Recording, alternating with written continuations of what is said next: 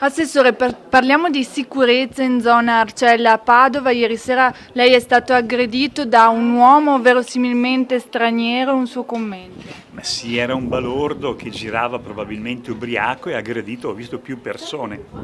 Mi ha tirato un grande calcio alla schiena, ubriaco chiaramente. Io mi sono detto, questo è pericoloso, va fermato perché come ha fatto male a me poteva far male ad un anziano, ad una donna incinta. Ho chiamato immediatamente la centrale, l'ho inseguito per diverse centinaia di metri in attesa dell'arrivo delle volanti, che sono arrivate velocissime, devo dire bravissimi, e ha cominciato a dargli la caccia. Mi diceva il questore questa mattina che probabilmente lo hanno individuato, è un balordo che gira in zona e che probabilmente ha già fatto diverse aggressioni così a freddo.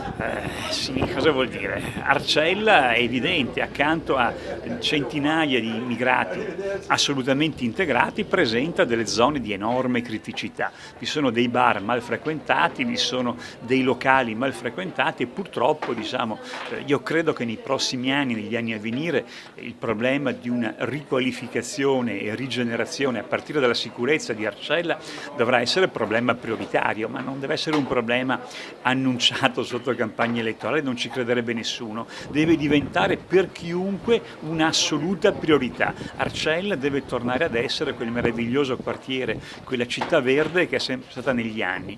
È un impegno che va preso non solo in termini di sicurezza, ma di riqualificazione attraverso adeguate politiche di integrazione culturale e sociale. Ma è prioritario comunque ripulirla dalle presenze che sono assolutamente improprie e sono un vettore di criminalità diffusa.